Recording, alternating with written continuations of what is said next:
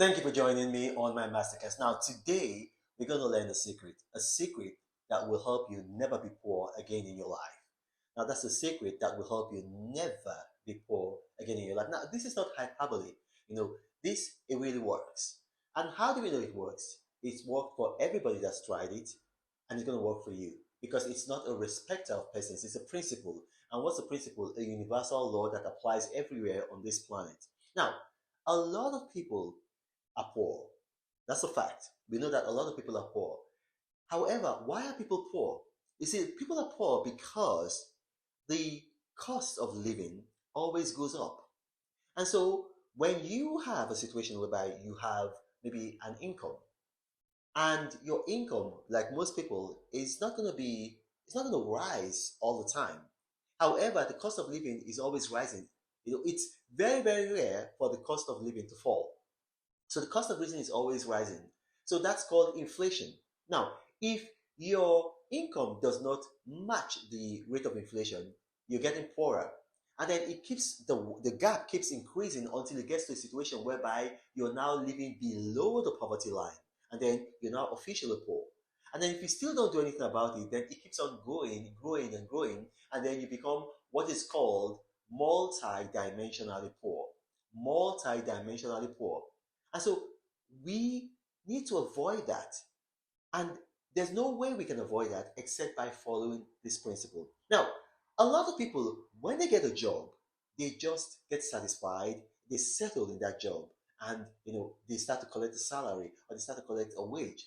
But here's the thing: if you are in a job, you may be part of the control or part of the creation of goods and services, but you have no control over it. You just paid what your boss or what the owner of the business gives to you.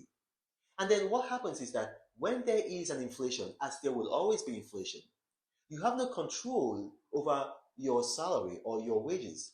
If your boss is good, or maybe you've written into your contract, you might get an increase. But in more than 90% of the cases, and we know this because Fortune magazine and Forbes magazine have both done studies about it, your salary increase is not going to match the rate of inflation. So maybe the rate of inflation is currently in the United States, the rate of inflation is hovering between 7.6 and 8. You're not going to get a 7.6% salary increase. No, you're probably going to get 1%, 2%. So you see, it looks to you like you're earning more money, but your money is having a lower purchasing power. And so if this continues happening over the years, it's going to keep on, that gap is going to keep on increasing until you become poor and then you become multidimensionally poor. Now, there is only one way to avoid this. There's only one way to avoid this.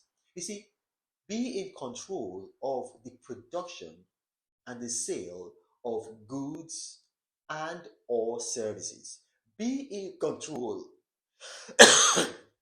excuse me, of the production and or sale the production and sale of goods and or services. I do apologize, this is the height of winter and then it does get cold here, and also, like sometimes when you're cold, you have coughs and sneezes. Anyway, back to the issue.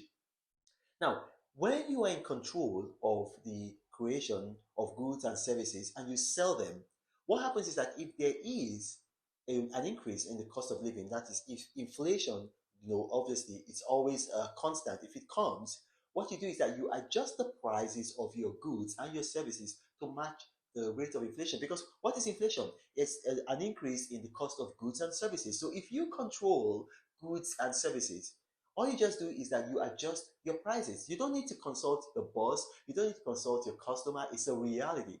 I remember when I first bought my house, and then I got my mortgage statement, and I said, no, but this is not what we agreed. He said, no, no, no. The county where you live in California, they've increased property taxes. And I said, but I don't agree with it. And then they told me, I can never forget this. There's nothing you can do about it. That is your mortgage. If you don't pay, we come and take your house away. So that's the thing. If you are in control of goods and services, the creation of goods and services, and then you sell them, I mean, if people need food, they're going to have to buy food. There's nothing like, oh, well, I'm going to do without food for 1 year. You can't do without food for 1 year because food is a necessity. You can't do without housing for, even a month because it's a necessity. You can't do without water. You can't do without clothes. Now, in this modern age, you can't do without internet data. You can't do without call credit. You can't do without, a lot of things. So you need, even if you have a job, to get involved in the creation of goods and services. So it doesn't matter. Maybe, for instance, you're a banker. You've got colleagues. Your colleagues, they use internet data. They use call credit. Begin to sell it. That means you're involved in the provision of a service. Or, they need to look presentable. Okay, then you go to work and then you also have a catalog of clothes that you sell to your colleagues: ties, socks, trousers, or what we call in America pants, shirts. And then you present them to your colleagues, you start to sell. Or maybe your colleagues, all of you come to work and then you say to them, listen, you guys, you drive your car at great expense to work.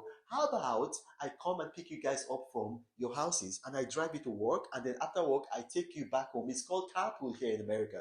You can do it anywhere you are. And then, that's the provision of the goods and service. If the cost of living increases, the prices of fuel goes up, or the prices of spare parts go up, then you just say that, okay, well, you know what, there's going to be a teeny-weeny increase in how much you have to pay. And they will gladly pay it because together it's going to be less expensive than them taking their car. But find something to do.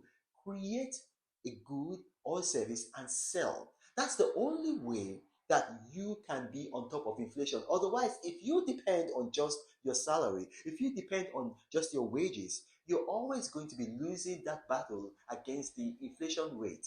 And so you're going to become poorer. Even if you put your money in banks, like a lot of people, they put their money in banks, and you see, nomenclature is very, very good for deceiving people. So you can have a nomenclature and say you're saving money in a savings account. A savings account, the reason why they call it a savings account is because it does not save you, it saves the bank. Because you think about it, savings account, they're going to give you maybe like 1%, 2% interest rate. Inflation rate is almost 10%. Who are you saving? So you got to put your money into creative things. Be in control of a good or service and then sell it. And that's just the only way that you're going to be in charge of your financial destiny in a way that you are above the poverty margin. Now, here's the thing. You start a side hustle if you have a job, and then continue to grow it until such a time whereby it becomes so big enough that you can afford to kick away your job and make that your side hustle, your main hustle. So you can sack your boss. Initially, you might have to take a loss to be the boss. That's okay. But you have to think of the end game. Don't just think about where you are right now. You see, that is part of the end game. Now, I know this is a mouthful. I've tried to summarize it. But just in case you've watched this and maybe you don't understand everything I said, you need some clarity. It might be that I talk too fast, or I talk too slow, or maybe my accent is funny as could all over the place. If you have questions arising from what I've just said, put them in the comment section of this video. My staff are going to bring them to me, and I'll do my best to respond to each and every category. Then you got to remember, I do not have a WhatsApp forum, a Telegram channel, or a Gmail email address. Scammers see that my videos tend to go viral, so they created a number of fake YouTube profiles with my image on it, and they approach people in the comment sections of my videos, telling them helpline, guideline, one-on-one mentoring. Contact me for more profitable information. Text Elliot, text Moses. If you contact any of these guys, they're going to dupe you, and then you're going to start pursuing me all over social media saying, Pastor Wendell, you've duped me. I haven't duped you, that's why I'm giving you this warning. This is the Apostle of Prosperity saying, God bless. But Reno travels all around the world. I hope you get inspired about what you see. Apostle of greatness, Reno is a master. Only one man against the whole world in large. Fighting with the monsters, poverty I can't stand. That's why Reno is